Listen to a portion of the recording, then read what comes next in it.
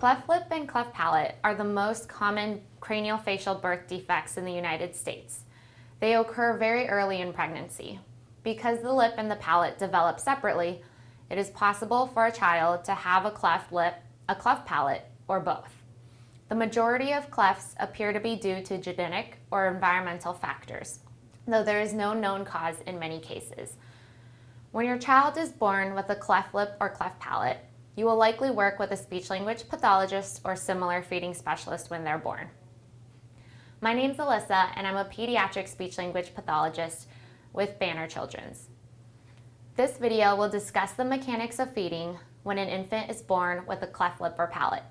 We will explain how to use different specialty feeding systems so that your baby can eat efficiently for adequate nutrition and growth.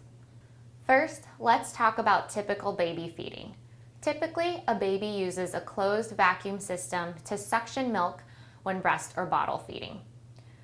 Lips seal around the bottle or breast, the tongue elevates and cups the nipple, the back of the roof of the mouth, or the soft palate, rises up and closes off the mouth from the nose to create the vacuum system and suction to pull milk from the nipple.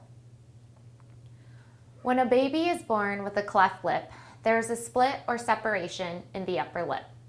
The separation can often include the bones of the upper jaw and the gum. It can be on one side or on both sides. When a cleft lip is involved, but no cleft palate, feeding is fairly typical because suction can still be achieved.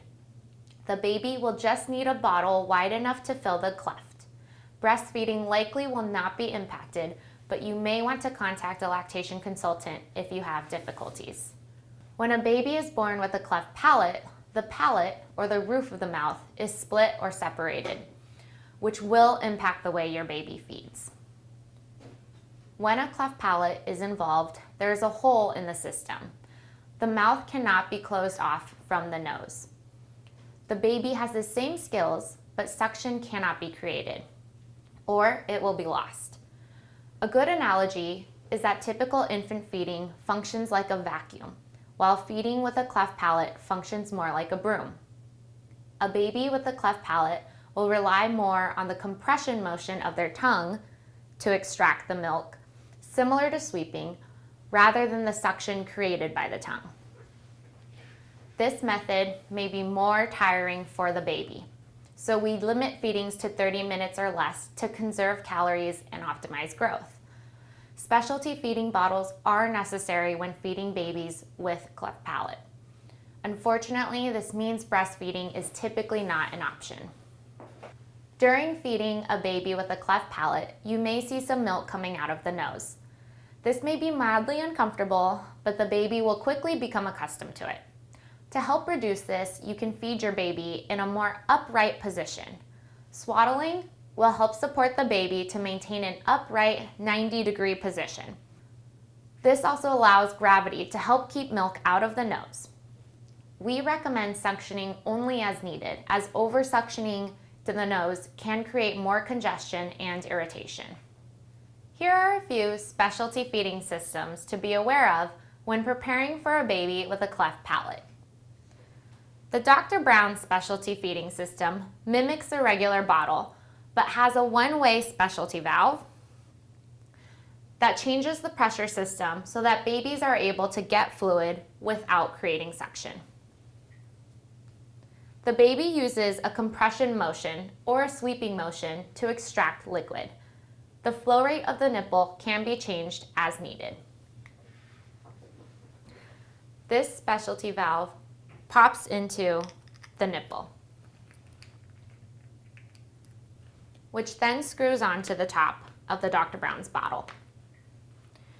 We recommend filling the nipple by squeezing it prior to offering it to the baby.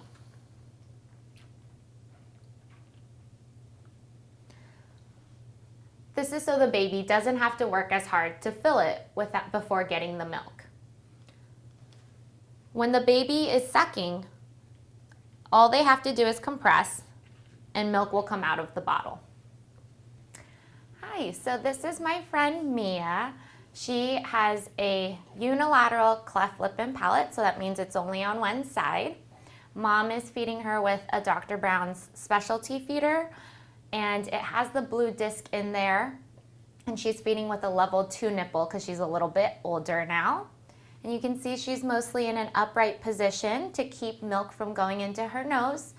And Mom has said that she does not suction her very much because milk doesn't really go in her nose this way. The Medela Special Needs feeder, also known as the Haberman feeder, is a squeeze bottle with a valve. When assembling the bottle, you want to make sure that the white part of the valve pops into the disc, which then is inserted into the nipple, which then screws into place on the bottle. There are 3 lines on the nipple. The shortest line is the slowest flow rate. The medium line is the medium flow rate. The longest line is the fastest flow rate. These align with the baby's nose when feeding to change the flow rate because of the slit nipple. Before feeding, you'll want to fill the nipple by squeezing some air out, flipping it upside down, and letting milk enter. When feeding your baby, you'll want to time your squeezes with the baby's sucks so that milk is entering the mouth when the baby sucks. The Mead Johnson bottle is a squeeze bottle with a long, thin, cross-cut nipple. It was produced prior to the development of the valve system. You squeeze the soft bottle,